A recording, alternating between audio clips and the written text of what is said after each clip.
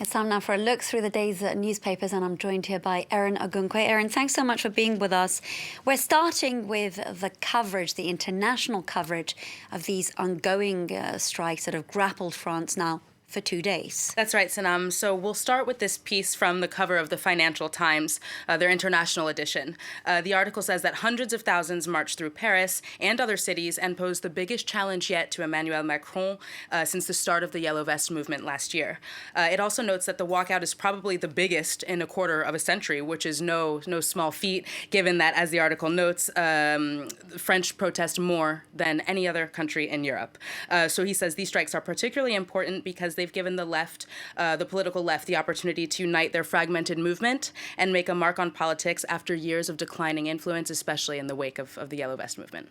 Can you talk us, Erin, through the opinion pieces that you're seeing? Yes, I'll start with Swiss paper Le Temps, which said that the strikes, like many others are saying, are a test for the government, which will have to find a way to appease the protesters, even as it remains dedicated to sticking to the pension reform plan. So for the author of this article, Prime Minister Edouard Philippe, who was, of course, a member of the right-wing UMP and then Republican parties before he joined Emmanuel Macron's On the Move party, he doesn't necessarily have the political tools necessary to easing this tension, which is based on social demands. So the article says that Philippe is set on continuing on with the pension reform, but that he has taken a different direction than Alain Juppé did when he was faced with a similar movement in 1995. So the article saying that Philippe is trying to really show he's open to dialogue and will try not to antagonize the leaders of the trade unions who have organized the strikes. And then from this columnist in Italy's Corriere della Sera, the strikes are more against Emmanuel Macron and his social policy, or what the critics see as a lack thereof, than they are against the actual text of the pension reform plan, since, as the author notes, the details of the plan haven't even been released yet. And then finally, for German paper Handelsblatt, the effects of the strikes were not as catastrophic as people had imagined, the author saying that the capital was simply calm as it would be on a weekend, but nothing noticeable aside from metros being closed. He does wonder, however, how long the French people will be willing to tolerate the traffic and limited transport services, especially as the colder temperatures arrive. So he reminds readers that in 1995, also the protesters were in it for the long haul, and he says that this time around, what's different is that private sector workers seem to be a little bit less engaged in making this last.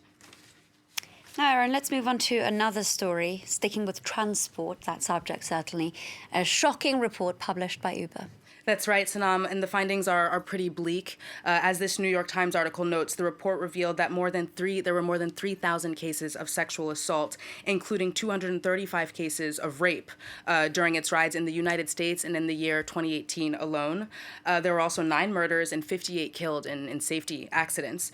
So the article even has a reaction from Uber's top legal officer, Tony West, who describes the findings as jarring and hard to digest. And indeed they are, and they're only concerned with this particular report, the United States, but we know that this is a lot more widespread, don't we? Exactly, and especially the past couple of days in France, the company has made headlines here when a very courageous woman made a video for a French media outlet recounting how she was raped 3 years ago by an Uber driver, and she says the company did nothing about it when she informed them, and that they don't really do anything for passengers in general when they've signaled drivers for harassment.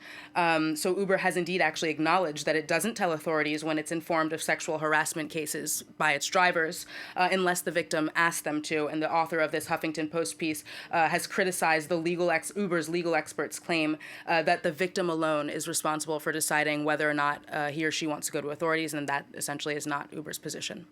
So this is a shocking response from Uber. What are they exactly going to do to try and stop this, given that they haven't been helpful up until this point from what we're hearing? Right, that is what this CNBC article is focused on. It says that the company, again, that same chief legal officer, has announced plans to hire more than 300 employees who are dedicated to safety.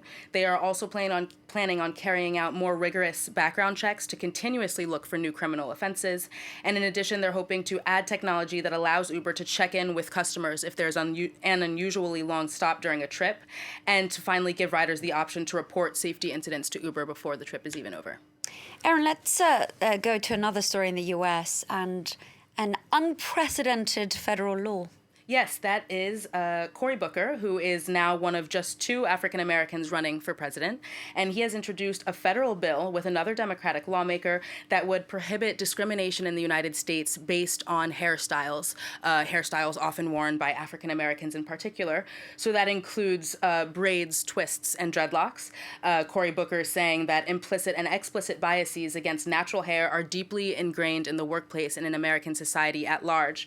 Now, his one of the incidents that inspired him, I think, to write this law was one of several cases in the U.S. where students were forced to cut their hair, one being a student wrestler in a New Jersey high school who was forced to cut off his dreadlocks earlier this year before he could participate in a high school wrestling match. And of course, this is all very much part of a larger strategy to try and attract black voters in the U.S. ahead of the upcoming presidential elections. Exactly. I think a lot of candidates are going to try and do what they can to convince black voters that they're the candidate that will answer to their needs.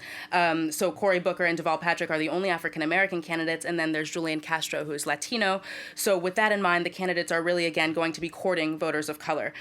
Cory Booker did this earlier this week when he had an event in South Carolina specifically for black men, where he met with several dozen of them and held a round table and told them that his plan now is to focus on black voters. And it looks like it's convincing because one of the participants told him that he is the first and only candidate to have dedicated that time and space to the black community in particular.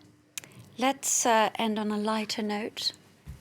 Tinder has published a report. Yes, that's right. The dating application Tinder has released its 2019 statistics, which it calls the year in swipe, on what types of profiles work best among Generation X users. Generation X, of course, is the generation that's currently aged between 18 and 25 years old, and they are the biggest community of users for the Tinder application. So an analysis of their accounts reveals that they are extremely concerned about climate change. Greta Thunberg was one of the most talked about people on the app, and some of the group's other role models included Jennifer Aniston, Prince Harry, and Meghan Markle. Aniston as a role model. I don't really know why Jennifer Aniston, Prince Harry, and Meghan Markle. I think kind of breaking with tradition and norms. I can see that. Jennifer Aniston, not really clear, but it also reveals some of the generation's favorite words. Among them, woke, which of course means politically aware; lit, which could mean being intoxicated or happy, especially in the context of partying; and real, being true to oneself. So any viewers in that age range who are still looking for a significant other on Tinder, now they know what types of characteristics to emphasize. That's lit, Erin. I can't use these words. Thank you so much for bringing us those stories. If you want to catch up with any of Erin's stories, you can go to our website. That's www.france24.com.